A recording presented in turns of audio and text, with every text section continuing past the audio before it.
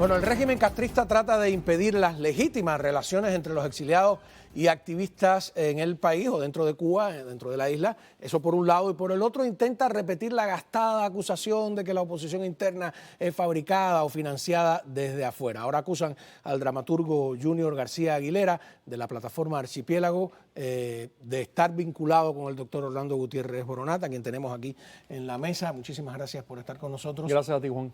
Y nos trae a René Bolio, que siempre es un gusto tenerte por acá, que es presidente de la Comisión Mexicana de Derechos Humanos, presidente de la Comisión también Justicia Cuba.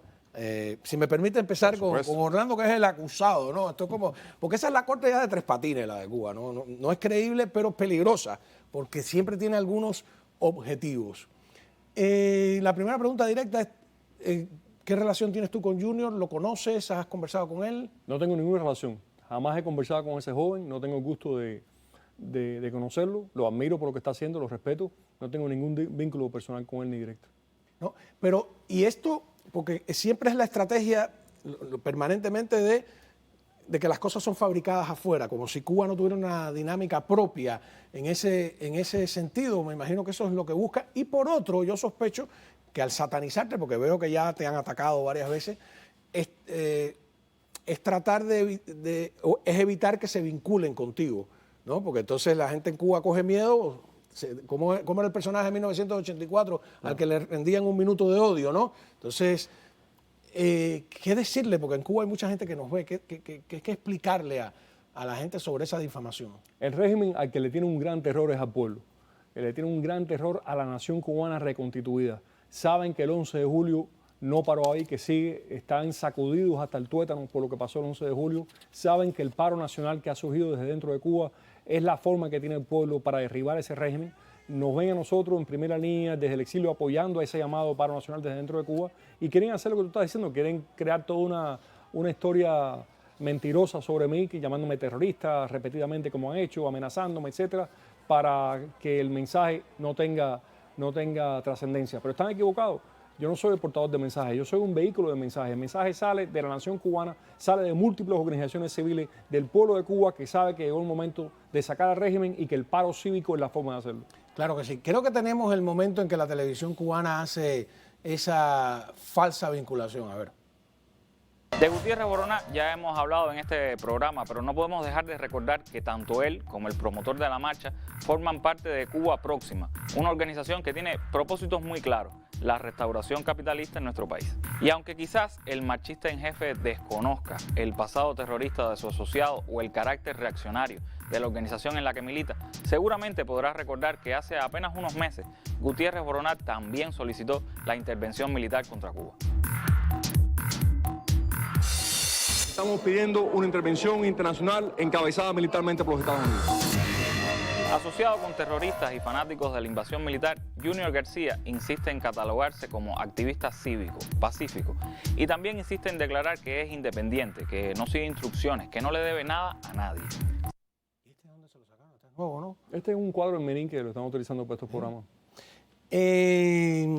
Primero que le dicen marchista en jefe a Junior, y es, no sé, quizás tú como que tienes una visión desde fuera, este tipo de vinculación que busca, o a lo mejor yo estoy equivocado, no sé. Bueno, yo lo que creo es que tienen una visión todavía totalitaria.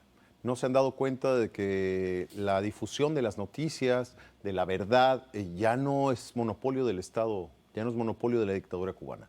Ya llega por otros lados, ya llega por los teléfonos, ya llega por las redes. Entonces, tratan de involucrar y creen que el tema es que están perdiendo toda credibilidad. Todo lo que diga esta televisión de castrista siempre se va a poner en duda, aunque digan eventualmente la verdad. Entonces, creo que no le atinan todavía a cómo controlar la situación real de Cuba.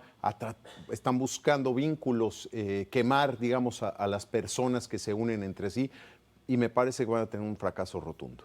Pero a mí lo que me llama la atención es que ese es el mismo régimen que intervino militarmente en media África, en media América Latina.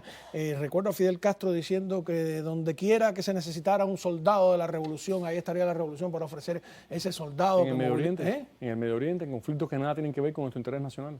Ajá. Entonces, cuando ellos cuando ellos son los que promueven la violencia, le llaman internacionalismo proletario, violencia armada con ejército, ¿no? Cuando ocurre en sentido contrario, ¿no? Pues entonces se alarman y se vuelven unas señoritas muy pacíficas, ¿no? Hay una gran diferencia que quiero tener la oportunidad de explicar. Cuando me ponen a mí abogando por una intervención en Cuba, hay una gran diferencia entre las intervenciones comunistas, que eran para aplastar los pueblos y robarles su libertad de derecho, y las intervenciones democráticas que ha habido en el mundo. Como Francia intervino en la guerra entre las colonias para asegurar la soberanía de las colonias frente a la opresión inglesa, como Estados Unidos intervino en Cuba para terminar con el genocidio español y darle la soberanía al pueblo de Cuba, como la comunidad internacional encabezada por Estados Unidos intervino en Europa para terminar con el nazismo y el fascismo. Nosotros luchamos para que el pueblo de Cuba recupere su soberanía, lo cual este régimen prometió devolver hace 62 años y nunca cumplió la promesa de tener elecciones en 18 meses. Ahora el pueblo de Cuba, por muchas vías diferentes, con gran heroísmo, ha seguido luchando por esa soberanía. Nosotros luchamos para que el pueblo de Cuba le sea devuelto lo que es suyo por naturaleza, su derecho a decidir sobre su destino. Y si a eso le dicen terrorismo, que le digan terrorismo. Los terroristas son los que ostentan el poder matando y asesinando a un pueblo, aplastando sus libertades y utilizando todo tipo de métodos para hacer eso. No, pero fíjate, yo que provengo del Comité Cubano por Derechos Humanos, que nos metimos en tremenda discusión aquí en el exilio porque se había pedido abiertamente renunciar a la violencia. Yo recuerdo que Carlos Alberto Montaner con la Plataforma Democrática dijo, somos el primer partido político en la historia de Cuba que renuncia a la violencia. Le pregunté a Fidel Castro directamente en Panamá si no era él el que había cerrado todas las vías pacíficas para sacarle del poder, porque esta gente también cierran todas las vías pacíficas para sacarle del poder y entonces se quejan de que los quieren sacar por la fuerza. Dime, ¿cuál es la disyuntiva que hay? Ellos hablan del derecho de los pueblos a levantarse contra las tiranías y ellos mismos, no entiendo eso. Pues es que no está hecho para entenderse, está hecho para mentir y para mantenerse en el poder. Entonces, toda esta mentira que han construido y que han bloqueado, como tú dices, todos los mecanismos que pudieran cambiar de poder, todos los que se conocen en la historia de la humanidad, no solo la democracia, que es muy reciente, sino todos los mecanismos de protesta social, de consulta, incluso los que se daban en la Edad Media, pues todos los ha cerrado, ¿no? Entonces no hay un mecanismo ni siquiera para pedirle cuentas a este régimen y ellos se ostentan como los intérpretes del pueblo, ¿no? Desde el primer momento, esta vanguardia que conduce al pueblo porque no se autoproclaman la vanguardia, se autoproclaman la vanguardia y somos nosotros. Y la verdad es que es toda una mentira. Y pues así pasa con estos regímenes, ¿no? Se autojustifican basados siempre en mentiras. A la manifestación que convocaron Junior y muchísimas personas a lo largo del país, no solo él, ellos dicen que la Constitución cubana asegura que el socialismo es irreversible. Por lo tanto, toda manifestación que pretenda revertir el socialismo es ilegal. Y entonces es una cosa, eso es cerrar las vías pacíficas para sacarle del poder. Pero bueno, yo tenía una preocupación, me llama la atención que ellos quieran mezclar la convocatoria que se hace para el día 15, primero para el 20-15, con la convocatoria que tú has recogido, que viene del interior y que has defendido aquí, porque yo creía que eran dos cosas distintas. Incluso hubo un momento, dije, a lo mejor se enfrentan, ¿no? Y ellos han... No hay ningún enfrentamiento. La tesis de la marcha del 20 de noviembre es una iniciativa. El paro nacional es una estrategia amplia lanzada desde el presidio político en Cuba, que ha sido acogida por cientos de activistas en toda Cuba, muchos más, que es una gama de estrategias, de iniciativas, de diferentes acciones que en su conjunto irán al paro nacional. Y apoyamos esta iniciativa de marcha porque es legítima y porque está en el sentido de principios éticos y de principios estratégicos del paro cívico nacional. Sí, pero lo que quiero decir que es mentira o sea, no son la misma cosa, claro no surgieron del mismo llamado, claro. No tienen nada que ver, se están aprovechando de la confusión. ¿Cómo funcionaría también de nuevo siempre la mirada en la distancia? Porque a veces yo creo que los cubanos estamos tan metidos que nos cuesta trabajo entender. ¿Esta estrategia de un paro que no tiene un día específico funciona? Totalmente. Está demostrado en la historia, sobre todo la del siglo XX, cómo cuando la sociedad se organiza, caen los gobiernos.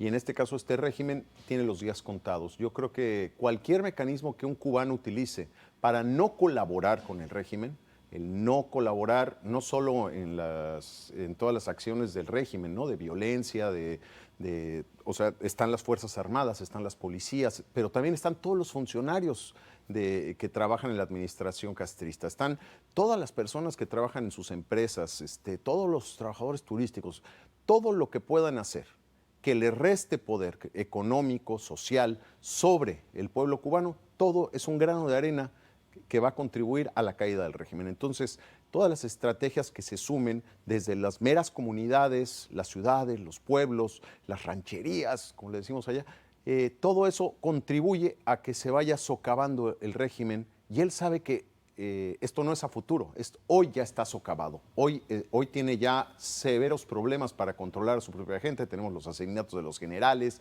tenemos cómo está saliendo la información. Entonces, todo lo que contribuya a este paro, que inactive al régimen, que le quite herramientas para reprimir, que le quite herramientas de control, todo contribuye. Entonces, las marchas expresas, la participación en redes, la no colaboración, todos estos mecanismos, todos contribuyen.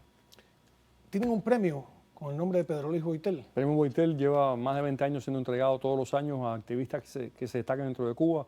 Este viernes, en la sede de la Brigada 2506, un panel internacional compuesto por René Bolio y diputados de diferentes países latinoamericanos va a galardonar con el premio Boitel a dos grandes luchadores por la libertad de Cuba, una pareja que han estado presos múltiples veces y están presos desde el 11 o 12 de julio por su liderazgo en las protestas que tomaron lugar en Cuba. Así que vamos a honrar a esos luchadores. Sus hijos están en manos de los abuelos, niños chiquitos separados de sus padres, por la convicción y la lucha que han llevado por Cuba. Y quiero decir, uno de los dos que va a ganar el premio, Misael Paseiro, ese hombre, en cuanto salió de 3 años de prisión política, lo primero que hizo fue convocar al paro nacional una vez más desde dentro de Cuba. Con heroísmo como ese, Cuba tiene mucha esperanza. ¿Qué tú crees? ¿Por qué se ha puesto tan nervioso el régimen con el hecho de que el Premio Nobel de la Paz se lo hayan dado a 2 periodistas independientes? Yo creo que el régimen está muy nervioso porque su aparato de control social, la tesis de Fidel Castro de que el pueblo reprime al pueblo mediante los comités de defensa, los núcleos del partido, las milicias, los sindicatos, las federaciones, eso colapsó el 11 de julio. Ninguno de eso paró al pueblo. Sabe que eso ya no existe. Lo que existe es la fuerza bruta. Y tampoco confían tanto en esa fuerza bruta porque hay obvios problemas con el ejército. La Policía Nacional Revolucionaria no respondió como ellos querían en todas las instancias del 11 de julio y por tanto se sienten acorralados. Bueno, pues muchísimas gracias a ambos por haber estado aquí con nosotros. Cuando regresemos